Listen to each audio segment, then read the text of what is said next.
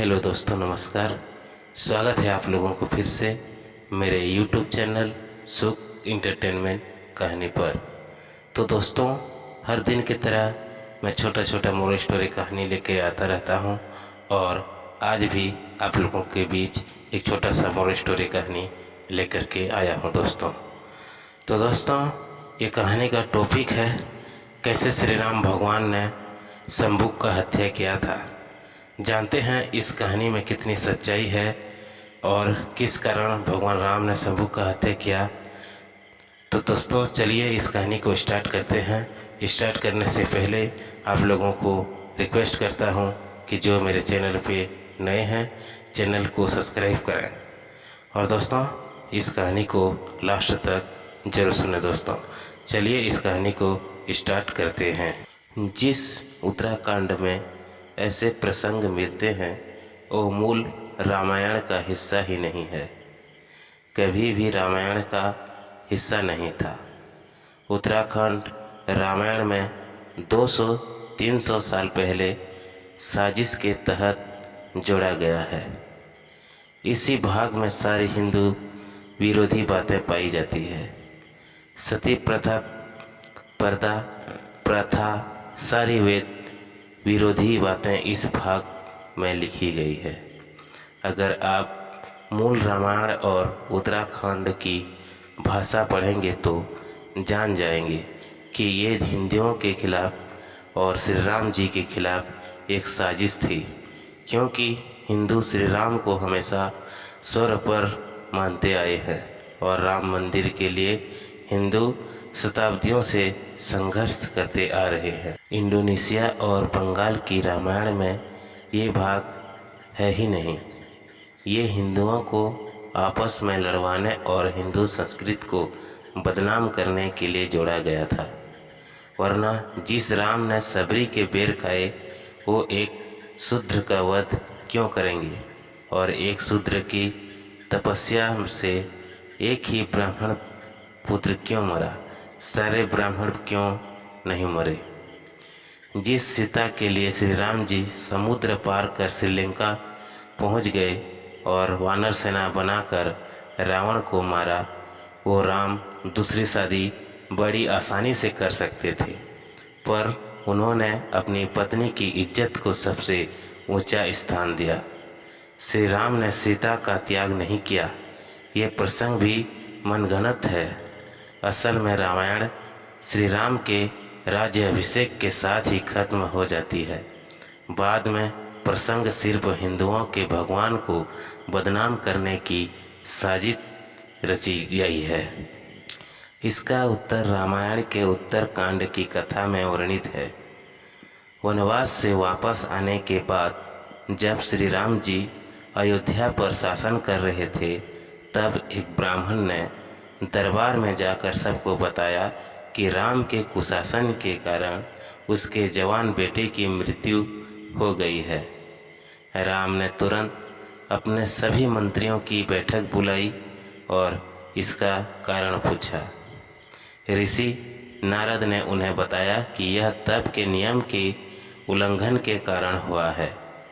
नारद ने उन्हें बताया कि एक शूद्र तप कर रहा था जो त्रेता युग में निषिद्ध था। इसलिए राम शूद्र की तलाश में गए और उन्हें वह स्थान मिला जहाँ शंभुक तपस्या कर रहा था। यह सृष्टि करने के बाद कि शंभुक वास्तव में शूद्र है, राम ने उसे मार डाला। देवताओं ने इस कार्य के लिए राम की प्रशंसा की और उन्हें अनेक हितों की रक्षा करने और शूद्रों को व्यक्तिगत रूप से स्वर्ग प्राप्त करने की अनुमति नहीं देने के लिए बधाई दी। ब्राह्मण का पुत्र भी पुनर्जीवित हो गया। कृपया आप लोग विचार करें, परमात्मा मतलब श्रेष्ठ आत्मा जो सभी जीवों पर दया करें और सभी की रक्षा करें। बताइए इस उत्तराखंड की कथा से क्या पता चलता है कि एक ब्राह्मण के पुत्र की रक्षा और दूसरी तरफ एक शूद्र व्यक्ति की हत्या। इसमें स्पष्ट है कि श्री रामचंद्र जी के अंदर दया नहीं थी। इसी कांड के अंदर सीता जी का निकासित करने का प्रणव आता है, जिसमें वो एक बेरहम व्यक्ति की तरह अपनी गर्भवती पत्नी सीता को घर से बाहर निकाल देते हैं और फिर भी समाज में श्री राम को मर्यादा पुरुषोत्तम के रूप में अभिवादन किया जाता है, जबकि श्री राम ने सीता जी की अग्नि परीक्षा ली थी जिसमें वो सफल हुई। फिर श्री राम ने उन्हें धोबी के व्यंग करने की वजह से महल से निकासित कर दिया। श्री राम एक राजा कहलाने लायक भी नहीं थे और हम सच्चे अध्यात्मिक ज्ञान की कमी के कारण युगों से उन्हें भगवान मान रहे हैं। जब वह अपने निर्णय पर अडिग नहीं रह सके तो उन्हें अग्नि परीक्षा के नाटक की क्या आवश्यकता थी। यह तथाकथित मर्यादा पुरुषोत्तम श्री राम का बेहद शर्मनाक कृत्य था। इसका उल्लेख सूक्ष्म वेद में किया गया है। गोरख से ज्ञानी घने सुखदेव जति जहान, सीता जी बहु भरिया सतगुरु स्थान। गोरखनाथ जैसे कई बुद्धिमान पुरुष आसानी से मिल सकते हैं, किसी प्रकार जाति पुरुष और सीता जैसी सती महिलाएं भी बहुत आसानी से पा जा सकती है, लेकिन सच्चे संत का मिलना दुर्बल है। यह ब्रह्मा काल का एक विशाल जाल है जिसे साधकों को समझने की आवश्यकता है। श्रीमद् वेद में बताया गया है, लोक लाज मर्यादा जगत की तरण छो बगाए, कामनी कनक जहुर कर जाने, वो शहर अगमपुर जावे, जब कोई राम भगत गत पावे। साधकों को सलाह है कि उन्हें जगत की झूठी मर्यादाओं को त्याग कर अपने आत्मा कल्याण पर ध्यान केंद्रित करना चाहिए और सच्चे संत के बताए अनुसार भक्ति करनी चाहिए, जिससे वह अमरलोक की प्राप्ति कर आदि राम को पा सके। सूक्ष्म वेद में बताया गया है, राम नाम जपते रहो जब तक घट में प्राण, कभी तो दीनदयाल के भनक पड़ेगी कान।